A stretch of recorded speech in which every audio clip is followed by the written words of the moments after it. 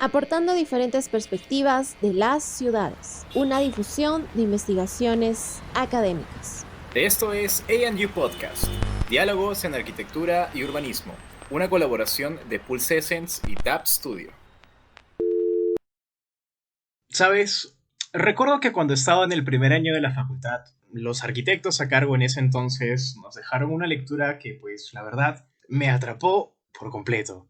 Recuerdo el nombre Las ciudades invisibles de Italo Calvino, una lectura fantástica, llena de simbolismos, y fue en ese entonces cuando conocí la ciudad de Valdrada, aún lo recuerdo. Yo recuerdo que en ese lugar las personas vivían a orillas de un lago tranquilo, un lago que reflejaba las imágenes de una manera tan perfecta. Pero lo curioso era que los habitantes no se daban cuenta de cuál era su verdadera imagen, pues siempre estaban viendo su reflejo. Así que la ciudad se llegaba a dividir entre lo real y lo reflejado, y nadie parecía poder distinguir una cosa de la otra. La lectura me dejó pensando durante varios días. ¿Nosotros cómo percibimos lo que nos rodea? ¿Nos quedamos con lo superficial, con el reflejo? ¿O tratamos de entender la esencia más profunda de las cosas? Pues mientras pensaba en esto, comencé a pensar también en los espacios donde habitamos. Cada edificio, cada calle, cada rincón no solo es una estructura física. Es como si cada lugar tuviera una capa extra, pues, de significado. Algo que va más allá de la forma física. Por ejemplo, para alguien, un puente no solo es un cruce, sino el lugar donde se pudo dar su primer beso con su primera enamorada, o donde se despidió con la misma, prometiendo volverse a ver alguna vez. Una banca, en un parque, quizás fue testigo de aquella conversación difícil, donde entre silencios y miradas decidieron pues seguir juntos a pesar de todo. Siento que de alguna forma esos significados reflejan nuestra propia realidad interior.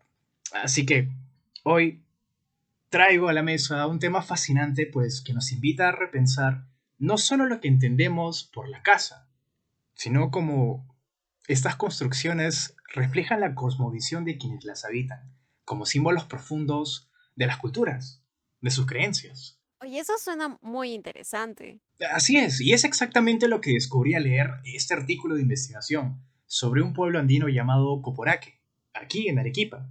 Con un enfoque fenomenológico, centra su estudio en cómo las personas realmente llegan a experimentar las casas, sus propias casas, y todos los significados que les dan. ¿Has oído hablar de la palabra huasi? Guasi. Creo que mi abuelita lo usaba para referirse a casa, pero en quechua. Sí, exactamente. La palabra huasi la usan para casa, pero tiene un significado mucho más profundo que nosotros le damos. En su cultura andina, no solo es un refugio, sino es un reflejo de la relación con la tierra y con el cosmos. Sí, eso suena muy impresionante. Puedo ver que el Huasi está profundamente conectado con el sistema de creencias andinas. Incluso los materiales de construcción lo reflejan. Exactamente. Es como si las casas tuvieran alma. Los materiales, como los ladrillos de adobe o el pasto de ichu en el techo, no solo son prácticos constructivamente, sino que son considerados una extensión de la naturaleza misma. Y eso no es todo. Hay una tradición muy simbólica que la verdad me dejó boquiabierto. Cuando los habitantes construyen su casa, ofrecen el primer sorbo de su bebida a la Pachamama, agradeciendo la presencia y su cuidado. Justo esa cita también me impactó, porque como el primer sorbo siempre va para la Pachamama, ella también tiene sed. Es una interesante muestra de reciprocidad. Así es. Es un recordatorio de que, pues todo en esta vida está conectado, ¿no? La tierra, la construcción de las casas y sobre todo su gente. Te hace pensar sobre, a veces nosotros mismos, cuánto damos por sentadas tantas cosas, ¿no crees? Y hablando de ello, creo que todas esas tradiciones, creo que se está perdiendo esa conexión. Está enfrentando desafíos hoy en día. Desafortunadamente sí. Con el auge del turismo, algunos habitantes del pueblo se han sentido presionados a usar materiales más modernos, incluso si eso significa perder esa conexión con la naturaleza. Tristemente sí. Algunos optan por lo que llaman materiales nobles para cumplir con las normativas que se imponen por medidas de seguridad, especialmente para las habitaciones de los turistas. Sí, justo en la investigación uno de los habitantes dijo, me encanta mi casita de adobe, pero aquí siempre hay terremotos, así que las habitaciones para turistas tienen que ser más seguras. Y ahora las hemos reemplazado con material noble. El Ministerio de Comercio Exterior y Turismo de Perú siempre nos está monitoreando. Pero esto es comprensible, la seguridad es clave y el turismo pone en evidencia estas tensiones entre tradición y modernidad. Mm, Me pone a pensar, ¿será posible encontrar un equilibrio entre conservar o preservar las tradiciones y sobre todo adaptarse a las necesidades actuales? Ya sabes, la famosa modernización. Creo que es algo que debemos seguir reflexionando. Sí, pero volviendo a cómo el Huasi refleja la cosmovisión andina, hay algo aún más asombroso.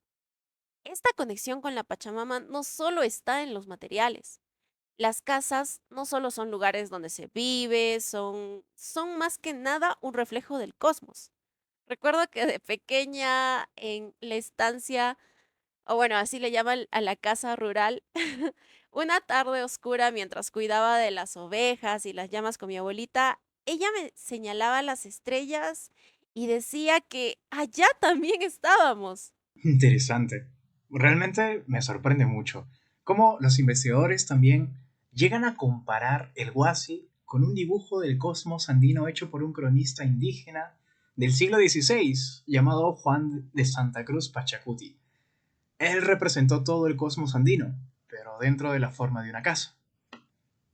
Ah, sí, ese dibujo representa los tres niveles de la realidad andina. El mundo de abajo, que le dicen el Ucupacha, el mundo de aquí, que le dicen el Caipacha, y el mundo de arriba, que le dicen Hanampacha. Y cada parte de la casa justamente corresponde a uno de esos niveles, la fundación, las paredes y el techo del huasi. Me encanta cómo cada elemento de la casa tiene un significado profundo. No solo es un espacio físico, es como si estuvieran personificando toda su cosmovisión. Literalmente integran su creencia de reciprocidad con la tierra al construir y cuidar sus hogares. Es como enterrar esas ofrendas a la Pachamama en los cimientos o colocar objetos sagrados en pequeños nichos en las paredes. Sí, es como si cada rincón de la casa tuviera un propósito espiritual, un vínculo con los ancestros y otro con el cosmos. Incluso el techamiento se vuelve un ritual en sí mismo, que incluso vemos actualmente. Sí, eso me deja sin palabras. Cada parte de la casa llega a tener una conexión espiritual, un proceso simbólico de construcción y cuidado. Es tan diferente a cómo se puede apreciar las casas en Occidente, ¿no crees? Esas casas a menudo se ven como separadas de la naturaleza, pues no tienen mucha significación espiritual. Es cierto. En muchas culturas como la nuestra, las casas a menudo son solo lugares donde vamos a dormir y comer, sin esa conexión profunda que tenían nuestros ancestros con la tierra y el cosmos. Realmente te hace preguntar si hemos perdido algo en el camino. Pero lo más importante es cómo esta idea del Wasi va más allá de las paredes físicas de la casa.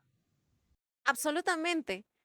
Y la vida doméstica no se detiene en la puerta de entrada, se derrama hacia las calles del pueblo, los campos circundantes, las chacras e incluso hasta esos ranchos de alpacas a gran altura. Su sentido de hogar abarca toda esta comunidad y paisaje. Sí, es mucho más fluido e interconectado, totalmente. Como ese ejemplo de la mujer limpiándose quinoa en la calle, ¿te acuerdas? Ah, ¿verdad? Sí, ese es un ejemplo perfecto. ¿Recuerdas más o menos cómo lo explicaba? Sí, según sus palabras, mencionaba que usa la calle para limpiar su quinoa. En su casa no hay suficiente viento para soplar los desechos. Hasta que la quinoa esté limpia, sale a la calle y la lanza hacia arriba. Cuando recién cae al suelo, el viento ha soplado los desechos y lo hace varias veces. La gente no llega a decir nada, ya que todos usan la calle para lo mismo. Eso muestra cómo sus actividades domésticas están tan entrelazadas con la vida doméstica, la comunidad y el mundo natural. Sí, Y eso también tiene mucho que ver con el calendario andino, que no es como el nuestro. Para ellos, el tiempo no es una línea recta, es un ciclo que conecta festividades, rituales agrícolas y celebraciones. Eh, es otro ejemplo de cómo su relación con el espacio y el tiempo va más allá, trasciende de lo físico. Ajá, durante las festividades, la casa se convierte en ese centro de celebración, algo así como un lugar sagrado donde las familias se reúnen para conectarse con los demás, con sus ancestros e incluso con la tierra. Casas con puertas abiertas, que desbordan de comida, simplemente llenas de una gran energía comunal. Hmm. ¿Crees que tener estos periodos separados de festividad les ayudan a ellos a apreciar y conectar con sus hogares de una manera más profunda? Yo creo que en gran parte sí. Es como si esos tiempos festivos marcaran su vida. Algo así como crear momentos en los que realmente se dan cuenta y aprecian las cosas que normalmente darían por sentadas. Es hermoso, sí. El Wasi no es solo un espacio de vida cotidiana, ¿no? Se transforma en un espacio sagrado, llamémoslo un microcosmos donde las esperanzas y sueños de la comunidad llegan a hacerse realidad. Se convierte realmente en un espacio de celebración. Ajá, como tú dices, como la idea de que el Wasi representa los tres niveles del cosmos. Es como si su casa se convirtiera en algo así como un mapa de su universo entero. Exactamente. No es solo es un telón de fondo, ¿no? Es un participante constantemente activo. Es como ese ejemplo que realmente me impactó, de un ritual de toda la noche, donde las familias se reúnen en la sala principal, se encierran y usan estas figuras de piedra heredadas para pedir deseos. Es como si estos objetos se convirtieran en vasijas, ¿no? De sus esperanzas, sus sueños, y a la misma vez los conecta con sus ancestros. Sí, es muy, muy interesante. Esto realmente muestra cómo estas casas guardan mucho más que solo pertenencias. Están llenas de historia, están llenas de tradición y un gran sentido de sacralidad. No vemos eso en la mayoría de casas modernas. Es cierto. Y esa idea del Wasi como un ente vivo que respira es fantástico. Y además es otra gran diferencia. No solo es una estructura, es una extensión de la familia. Recuerdo haber leído cómo hablan de cuidar la casa, de alimentarla. Va más allá de solo mantenimiento. Creo que incluso hablaron de darle a la casa una bebida de chicha. Sí, su bebida tradicional fermentada. Ellos creen que así como ellos necesitan alimento, también la casa lo necesita. Es como si vieran al Wasi como un miembro más de la familia y nos hace pensar cómo tratamos nuestras propias casas. ¿Cómo podemos nosotros en nuestra vida moderna aplicar algo de esa profundidad y significado a nuestras casas? Me gustaría pensar que lo que realmente podemos aprender de esta investigación es la importancia de nosotros ser intencionales con lo que traemos a nuestros hogares. ¿Realmente nuestras casas reflejan quiénes somos? ¿O simplemente la llenamos con cosas sin pensarlo? Realmente es necesario un cambio de mentalidad, ¿no? Se trata de elegir elementos que resuenen con nuestras creencias y valores. No tiene que ser algo costoso, pero sí algo con propósito, diría yo. En Coporaque, las herramientas, los textiles, los objetos rituales, no son solo cosas, son vasos, algo así como de significado, de memoria. Cierto. Me recuerda cómo la gente dice que nuestras casas reflejan quiénes somos, ¿no? Pero en este caso no se trata solo de gustos personales, sino de una conexión mucho más profunda, ya con nuestra cultura, con nuestras creencias. Es casi como si las casas fueran tapices vivos, tejidos con hilos de historia, tradición y llenos de experiencia. Qué bonita forma de verlo, como hilos, como tradición, historia, como un tejido. Y creo que eso es lo que hace tan fascinante esta investigación. Nos obliga a reconsiderar qué significa realmente hogar. ¿Es solo un refugio, un lugar para comer y dormir? ¿O puede ser algo más? Sabes, es fácil romantizar las tradiciones desde lejos, pero creo que la verdadera lección aquí es encontrar maneras de nosotros poder traducir estas verdades universales a nuestro mundo moderno. Exacto. No estamos tratando de replicar su forma de vida exactamente, pero tal vez haya algunas cosas que sí podamos adaptar a nuestros propios hogares. Así es un proceso de curaduría en nuestro entorno, yo creo. Cada elemento nosotros debemos escogerlo, elegirlo y colocarlo con tanto cuidado, ya que no solo se trata de cómo se ve, lo estético, sino que trata de reflejar todos los valores y creencias más profundos, ¿no? Estos objetos que realmente mejoran nuestras vidas. Y esos objetos que reflejen quiénes somos. Es como si estuvieras creando un ambiente que apoya tu bienestar, no solo físicamente, sino también emocionalmente. Necesitamos ser más conscientes de lo que traemos a nuestros hogares, como esto o haciéndonos estas preguntas. ¿Esto me da alegría? ¿Cuenta una historia? ¿Me conecta con algo más grande que yo mismo? Sí, esa idea de que somos parte de algo mucho más grande que nosotros mismos. Como si nuestra casa no debería ser una fortaleza que nos separe de la naturaleza, sino un espacio que la invite, que la reciba. Tal vez podamos empezar por traer más elementos naturales, ¿no? Plantas o materiales que nos conecten con la naturaleza. Sí, es muy necesario. Usar materiales naturales, incorporar texturas inspiradas por la naturaleza, incluso poner atención a la luz es algo que nos hace bien. Ah, sí, la luz, totalmente de acuerdo. Pensar en cómo nos afecta emocionalmente. Exacto. Otra cosa que realmente me impresionó fue lo importante que es el ritual en el hogar andino.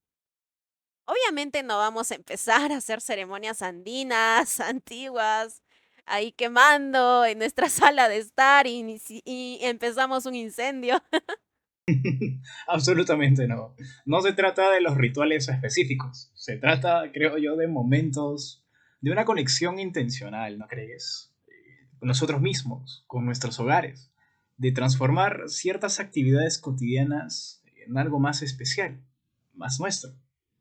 Oye, ¿verdad? ¿Recuerdas cómo mencionaban la importancia de compartir y cuidar la casa como si fuera un ser vivo, una persona más que es parte de su familia?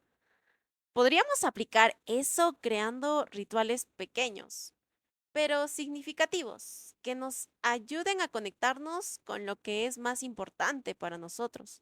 Exactamente, totalmente cierto. Como cuando a veces nosotros tomamos unos minutos para simplemente cuidar de ciertos objetos que tenemos. Incluso a veces nos hacen reflexionar sobre lo que significa el hogar para nosotros. Como darle un toque personal, se me viene a la mente. En mi caso, a mí me encanta, adoro escuchar música. Y tener un espacio solo para mí, en un rincón de mi cuarto, únicamente con un tocadiscos, unos parlantes, un buen álbum y el puff de palta que recién me compré, lo es absolutamente todo en esta vida. Sí, crear ese tipo de rituales cotidianos nos puede ayudar a construir esa conexión, así como tú lo mencionas, una conexión más profunda con nuestro entorno. No se trata solo de cumplir una tarea, sino de hacerlo con conciencia y apreciación. Sí, así es. Y sabes, lo interesante es que esta conexión no solo se da en el ámbito personal, sino también en el ámbito comunal, de la comunidad. En Coporaque todo es parte de una red, ¿no? desde la construcción de las casas hasta cómo se comparten los espacios públicos. Hay una unidad entre la casa individual y lo colectivo. Ujú. La vida comunitaria es tan parte de la casa como el espacio físico mismo. Esa interconexión es algo que podemos aprender, no solo en términos de diseño, sino en cómo nos relacionamos con los demás en un entorno compartido. Tal vez. Entonces, quizá la lección más grande aquí sea la importancia de crear espacios que no solo nos sirvan a nosotros, sino que también reflejen esa conexión con la comunidad, ¿no? Con la naturaleza. Crear lugares que nos unan más que lugares que nos separen. Recuerdo esos conceptos que nos enseñan en la facultad del famoso diseño a partir del contexto, lo que hablaba Bernard Tschumi o el famoso Gini Slochi. Y si todos tuviéramos más conciencia sobre lo que significa hogar, sea pequeño o grande, creo que podríamos transformar mucho más que nuestros espacios físicos. Quizás hasta nuestras relaciones y nuestras comunidades. Es una reflexión profunda. Así que, ¿cómo podríamos empezar a aplicar estas ideas en nuestra vida diaria? Sabes, tal vez con algo tan simple como ser más conscientes de los materiales que usamos, nosotros como arquitectos, o la forma en que organizamos nuestros espacios, hasta el mismo diseño de interior a partir del estudio de cómo el usuario tiene sus rutinas, ¿no? Las más importantes, podemos hacer un cambio. Sí, y también tomar tiempo para reflexionar sobre lo que realmente apreciamos en nuestros hogares. ¿Qué significa aquel espacio para nosotros, como nuestro cuarto, la sala, el estudio?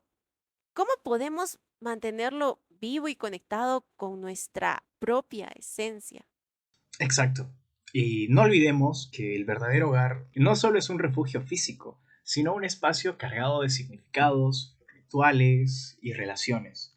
Nos invita a vivir en armonía con todo lo que nos rodea. Y al igual que los habitantes de Valdrada, ¿no? ¿Cuántos de nosotros caminamos por la ciudad real, la cotidiana, la tangible, sin darnos cuenta del simbolismo que hay detrás de esos rincones? ¿Cuántos habitamos nuestra casa sin darle importancia a esos elementos, pues que puedan tener un alto valor simbólico? Tal vez tú y yo hemos pasado miles de veces por el mismo lugar sin notar que para alguien más es el escenario de un recuerdo imborrable. O hasta en nuestras mismas casas. Ignoramos la puerta del refrigerador lleno de recuerdos de nuestros viajes. Quizás es momento de dejar de ver solo los reflejos en el agua y empezar a ver la ciudad que realmente está enfrente de nosotros, con todos sus significados, sus historias y lo que nos ofrece más allá de lo físico. Ay, fue un tema muy, muy interesante. Bueno, gracias por acompañarnos en este episodio y nos vemos en el próximo episodio de ANU Podcast, donde seguiremos explorando más sobre arquitectura, como lo hicimos hoy, y urbanismo. Si este episodio despertó tu curiosidad, esto recién empieza. Únete a nuestra comunidad en nuestra página web. Allí continuamos la conversación, profundizamos en los temas que acabas de escuchar y compartimos ideas que nos inspiran cada vez más. Queremos escuchar tus preguntas, propuestas de investigación y los temas que te gustaría que exploremos en futuros episodios. Tu voz puede inspirar nuestras próximas conversaciones sobre arquitectura y urbanismo.